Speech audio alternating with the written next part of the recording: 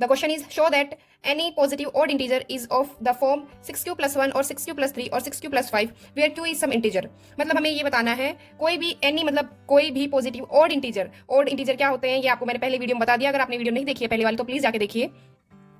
तो इसमें बताया गया है कि कोई भी एक पॉजिटिव odd इंटीजर उसको हमें 6q plus 1 और 6q plus 3 6q plus 5 के फॉर्म में मतलब बताना है कि वो इस फॉर्म में लिखा जा सकता है या नहीं लिखा जा सकता, जहां पर क्यों एक इंटीजर है और हमें यूज क्या करना है Euclid's division lemma.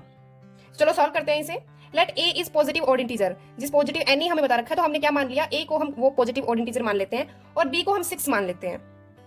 Okay so अब हम use Euclid's division lemma and then A is Euclid division lemma क्या होता है, A is equal to B Q plus R और आर इज ग्रेटर देन और इक्वल टू 0 और लेस देन बी।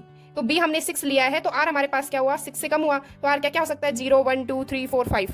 तो अब इसको आर को हम इक्वेशन में डालेंगे, A is equal to 6q plus 1, R की जगह 1 रख दिया तो A is equal to 6q plus 3, अगर आर की जगह हमने 3 रखा तो ये आ गया, A is equal to 6q plus 5, अगर आर की जगह 5 रखेंगे तो ये आएगा। सो हेंस इट्स प्रूव्ड कि हम किसी भी एनी पॉजिटिव ऑड इंटीजर को 6q प्लस 1 और 6q प्लस 3 6q प्लस 5 के फॉर्म में लिख सकते हैं।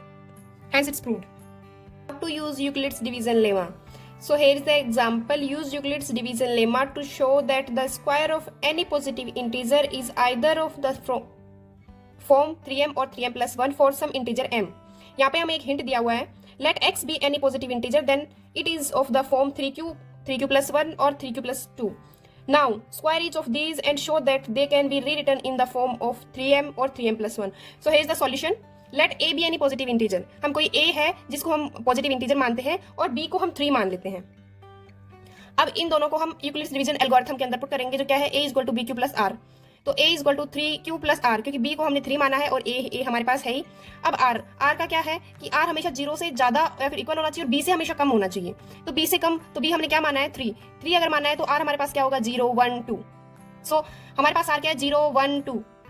सो a is equal to 3q plus 1 3q plus 2, क्योंकि हमने आर की वैल्यू 0 रखी, यहाँ पे 1 रखी 2 रखी, तो हमारे पास ए की ये वैल्यूज आई। अब हमें क्वेश्चन में क्या बोला गया है कि हमें इनको स्क्वायर करना है, तो हम पहले हम ए इक्वल टू 3q लेंगे, उसका स्क्वायर करेंगे। A square equal to 3q square का होल स्क्वायर है is equal to 9q square. इसको हम सिंप्लीफाई करेंगे थोड़ा सा, तो 3 को हम एक 3 बाहर ले लेंगे और इसको ब्रैकेट के अंदर ले लेंगे 3q स्क्वायर को, और 3q स्क्वायर को हम m मान लेंगे।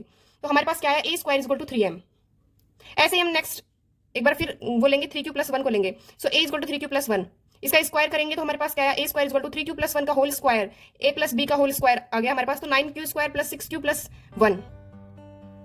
इसमें हम फिर करेंगे ए स्क्वायर इक्वल टू 3, हम कॉमन ले लेंगे इनमें से, और फिर 3q स्क्वायर प्लस 2q और plus 1। 3q square plus 2q को हम m मानेंगे और इसी तरह हमारा निकलेगा a square equal to 3m plus 1। Hence this is proved.